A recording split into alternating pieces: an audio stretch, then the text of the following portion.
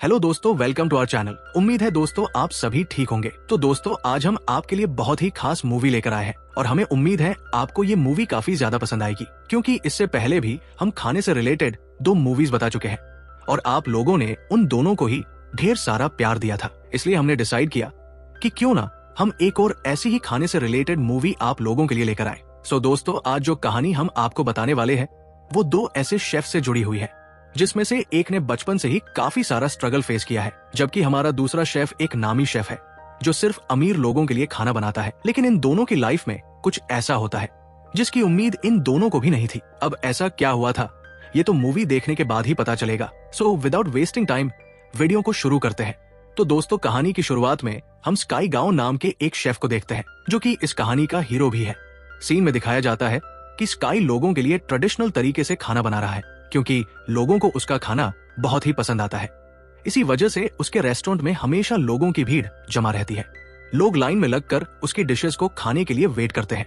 अब स्काई खाना बना रहा है, लेकिन फिर भी एक कस्टमर लाइन तोड़कर आगे आ जाता है और खाना खाने के लिए चेयर पर बैठ जाता है। अब स्काई उसे देख लेता है, वो बड़े प्यार से उसका ऑर्डर लेता है और फिर उससे लाइन में वापस लगने के लिए कहता है। स्काई उस आदमी से कहता है कि चाहे आप छोटे इंसान हो या फिर बड़े इंसान, अगर खाना खाना है तो लाइन में ही लग करके आना पड़ेगा, क्योंकि इस लाइन में कई लोग ऐसे हैं जो काफी देर से वेट कर रहे हैं। अगर ऐसे में तुम्हें पहले खाना खिला दिया तो ये उनके लिए अच्छा नहीं होगा। अब स्काई की इन बातों को सुनकर वो आदमी गुस्सा हो जाता है, क्योंकि वो कोई छोटा मोटा आदमी नहीं था बल्कि एक जाना माना कॉन्ट्रैक्टर है। अब वो गुस्से में स्काई से कहता है कि तुम अपने खाने का बड़ा रोब दिखा रहे हो, मैं तुम्हें और तुम्हारे इस रेस्टोरेंट को चुटकियों में यहाँ से उखाड़ फेंकूंगा। तुम जानते नहीं हो मैं कौन हूँ। अब ये सीन यही कट हो जाता है और हमारी इस कहानी के दूसरे शेफ यानी कि दूसरे हीरो पर शिफ्ट हो जाता है, जो कि फिलहाल फ्रांस में है। वो किसी रॉयल फैमिली के लिए एक रॉयल डिश तैयार कर रहा है। आपको बता दे कि इस हीरो का नाम शेफ पॉल है, जो कि कुकिंग में तो माहिर है ही, साथ ही काफी ज्यादा हैंडसम और गुड लुकिंग भी है।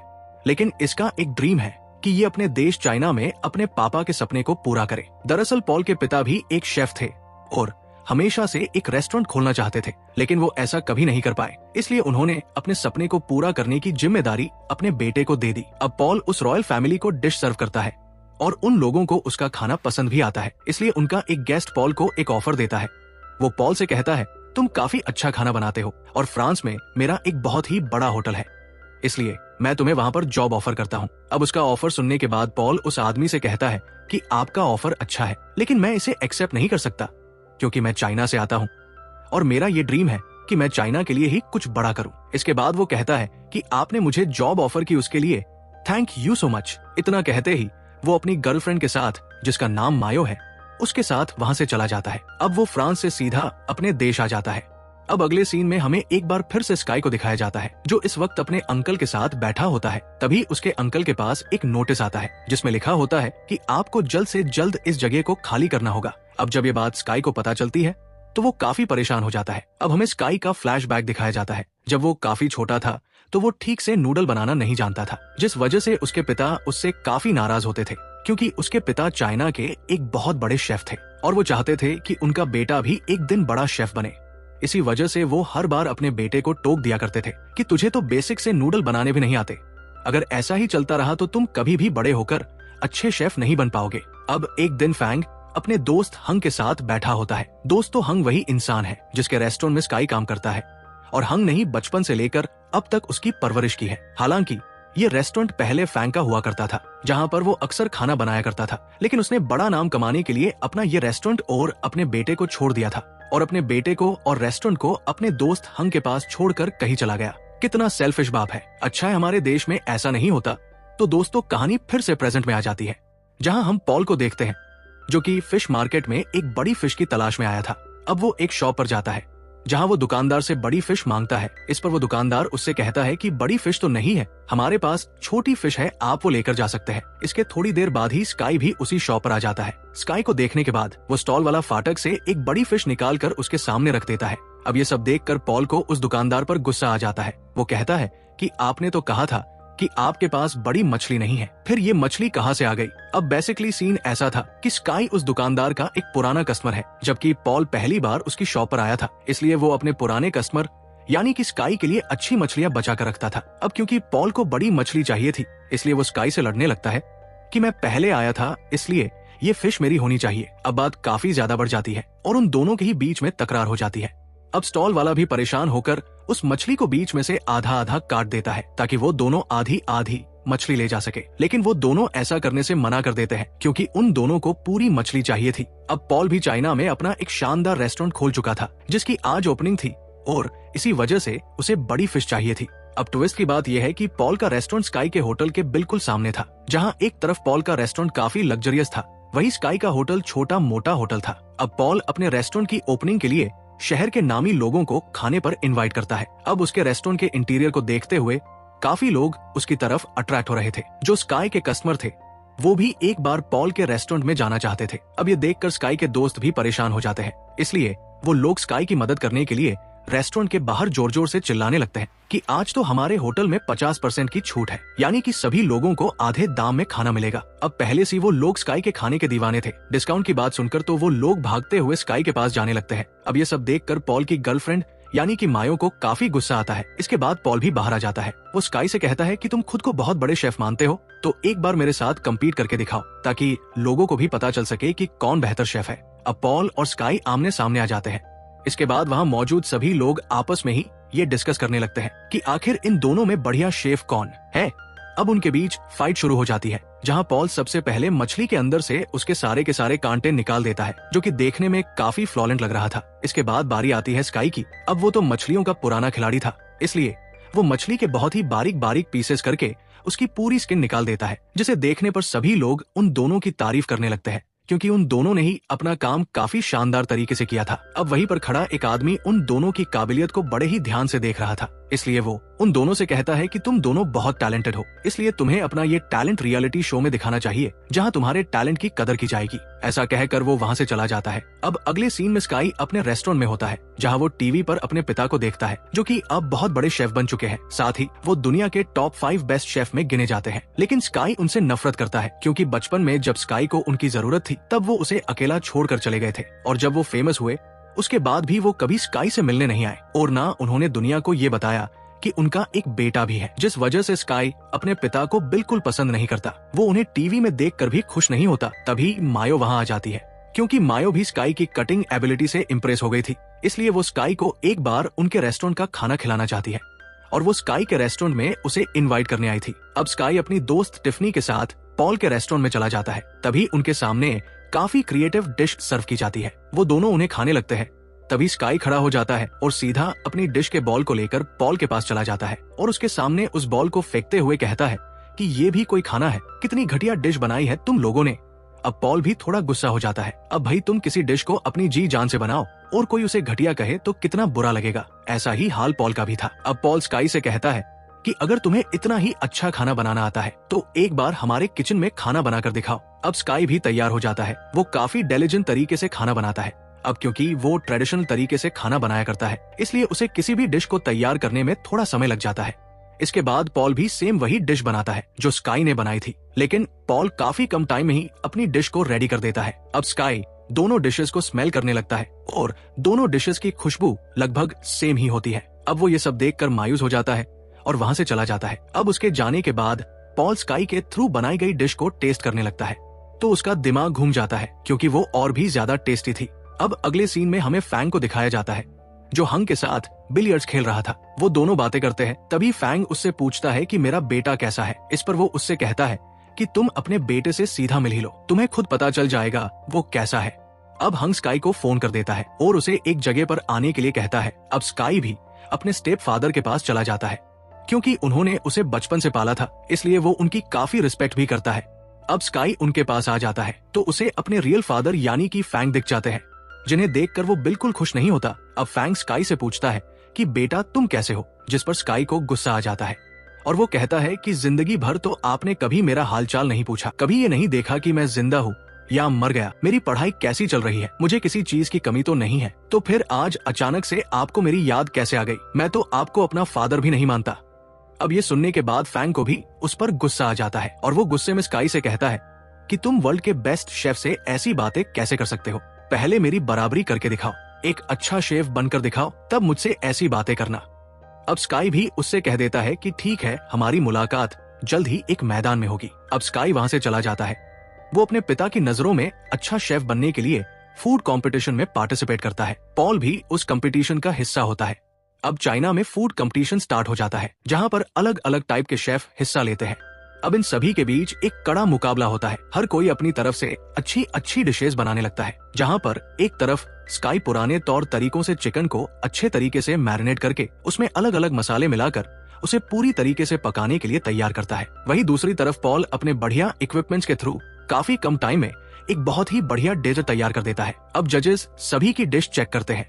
अब पॉल भी अपनी डिश को चेक करवाने लगता है, लेकिन दूसरी तरफ स्काई था, जो अभी तक भी अपनी डिश को तैयार करने में लगा हुआ था। अब स्काई भी जल्दी से अपनी डिश तैयार करके जजेस को सर्व कर देता है। जजेस को सबकी डिश अच्छी लगती है, सबको उनकी डिश के हिसाब से नंबर दिए जाते हैं, लेकिन पॉल और स्काई के नंबर बिल्कुल सेम होते हैं, जिस वजह से उनके बीच टाई हो जाता है। तभी वहाँ सुपर जज को बुलाया जाता है, जो कहता है कि खाना तो दोनों ने बढ़िया बनाया है, लेकिन खाना बनाते समय जो इम्पोर्टेंट बात होती है वो टाइमिंग होती है। अगर हम अपने खाने को कम टाइम में बना ले तो फिर प्रायोरिटी उसे देनी चाहिए। अब टाइम के हिसाब से देखा जाए तो पॉल इस कंपटीशन को जीत जाएगा, और होता भी ऐसा ही है। वो जज अनाउंस करता है कि पॉल ने काफी कम टाइम में अपनी डिश तैयार की है, इसलिए वो कंपटीशन के विनर है। अब इस शो को फैंग भी देख रहा था, और अपने बेटे को हारता हुआ देखकर उसे स्काई पर बहुत ज्यादा गुस्सा आता है।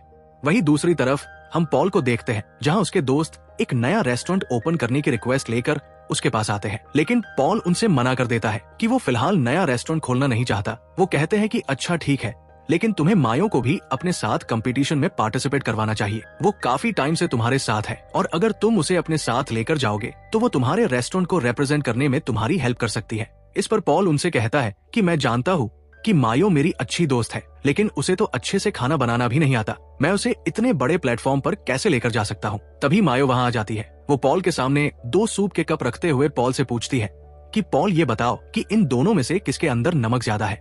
अब ये सुनकर पॉल थोड़ा मायूस हो जाता है, क्योंकि पॉल के पास टेस्ट करने की एबिलिटी नहीं है। यानी कि दोस्तों यहाँ इस बात का खुलासा होता है कि हमारे सेकंड हीरो के पास टेस्टिंग एबिलिटी नहीं है, उसे अच्छे से टेस्ट समझ नहीं आता। और पॉल जब भी कोई डिश बनाता है तो मायो ही उसकी हेल्प किया करती है। किस डिश के अंदर उसके इंग्रेडिएंट की क्वांटिटी कितनी होनी चाहिए, ये सब मायो ही बताया करती थी।